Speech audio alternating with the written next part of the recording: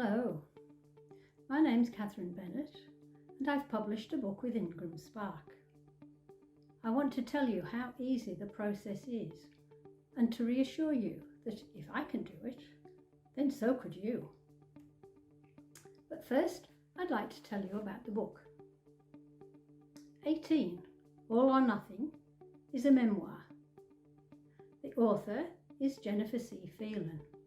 And no, that's not my nom de plume, but my daughter.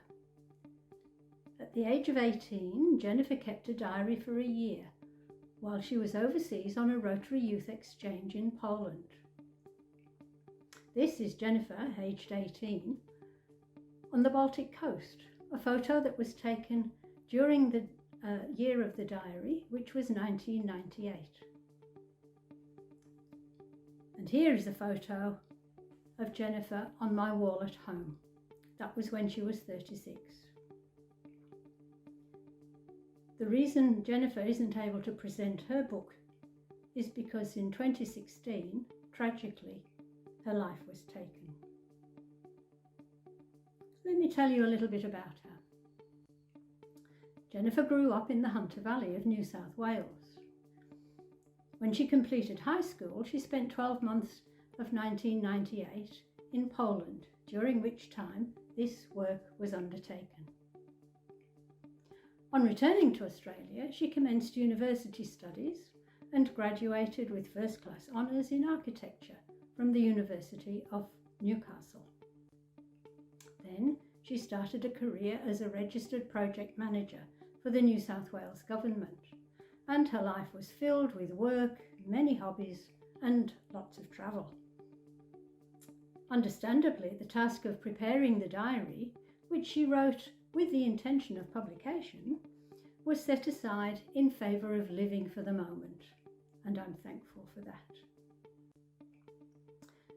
Though this is the last to be published, Jennifer has written before, in 2008 and again in 2014.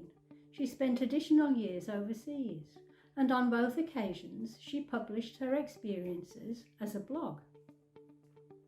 Both those trips were as a volunteer for the Australian government, first to the Philippines and then to Bhutan. With her husband Geordie Bates and their cat Emma Datsy, Jennifer lived in Newcastle. 18, All or Nothing is a coming-of-age memoir. It documents the year of 1998, the year that Jennifer turned 18, while she was living away from home as an exchange student in Warsaw. Jennifer's storytelling directly engages the reader in a conversational style and confirms from the beginning that she always intended it for publication. She writes about her life and activities, discovering a new culture, language, and set of friends. She engages in philosophical thinking about issues of culture, gender, war, and of course, she explores her development as an independent young woman and her relationships with, among others, boys. At risk of a spoiler alert, she does find first love and provides a candid insight into the turmoil that it brings. The pace of her life in that year is breathtaking, every moment filled with activity. She adopted not one, but two mottos for her year. She left Australia with the intent to do it, be it, live it, which she held on to throughout. During her stay, she came across All or Nothing, the title of a Polish TV show that her class visited on set, and added that to her approach. She was a dedicated diarist. Her action-packed lifestyle meant that she was often writing on the go in trains or cars or well after midnight. Despite this, her original documents, consisting of 4 school exercise books, are always written in grammatical, erudite sentences which have remained unchanged in the editing process. She even includes many quotes from Shakespeare, Keats, pop songs, and even I Still Call Australia Home, all of which are accurately recorded. The love of travel, which endured for her lifetime, was sparked during this year. With school groups, host families, but most often independently with one or other exchange student, Jennifer travelled widely across Europe. She even spent Christmas in the Austrian Alps. She documents an experience of being on a film set, wearing traditional costumes as part of a cultural dance group to which she belonged for the year. She worked as a counsellor for an international children's camp in the Tatra Mountains during the summer holidays. And she delivered her final speech to the Rotary Club of Warsaw in Polish. Altogether, she immersed herself in the opportunities offered, and she writes with acknowledgement of that privilege. In 2019, an opportunity arose for me to visit Poland.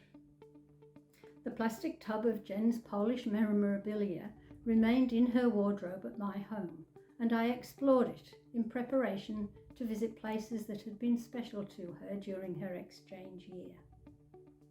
I hadn't previously read the diaries, though I knew of their existence, and of Jen's desire to publish them.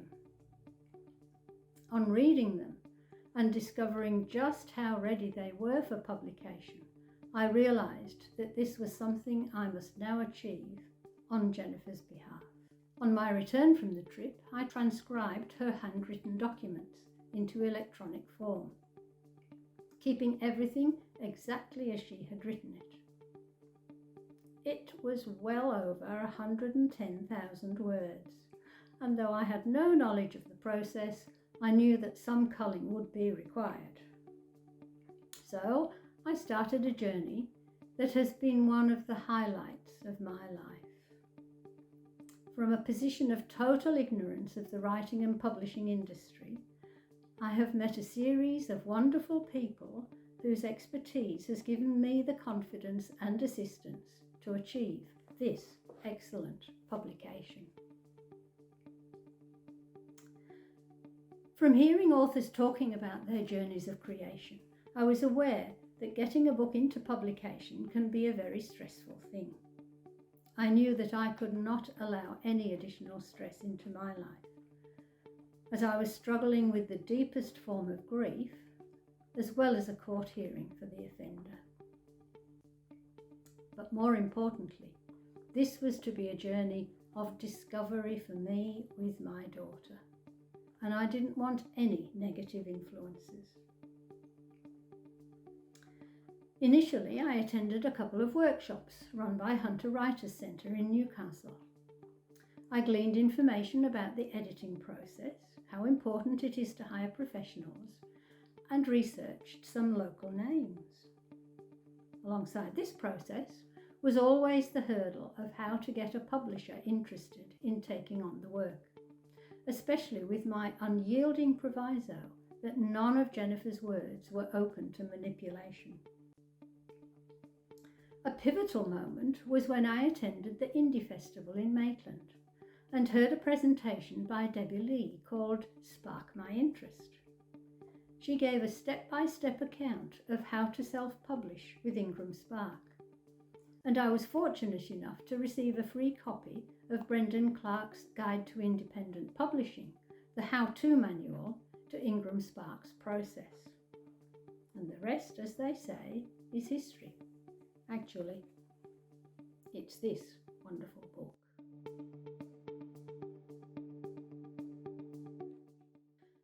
So as you've heard, I had no previous experience of putting a book together and getting it into print. Well, actually not only into print, but also as an ebook. 18 All or Nothing is written by my daughter. My role was only to edit and bring it to publication. But my advice to you is that if you have a work of writing that you would like to put into a professional looking book, then you absolutely can do it yourself. One of the special things that IngramSpark enables is the production of a single book, as well as a print run of multiple copies around the world. Because the books are printed on demand, there's no upfront outlay of lots of dollars or risks of unsold books. This means that writings like memoir, family history, and small genre subjects can achieve a professional look regardless of how many copies are made. Think about it this way. Publishing your family history or personal story provides a legacy that is accessible and doesn't remain hidden among your private papers.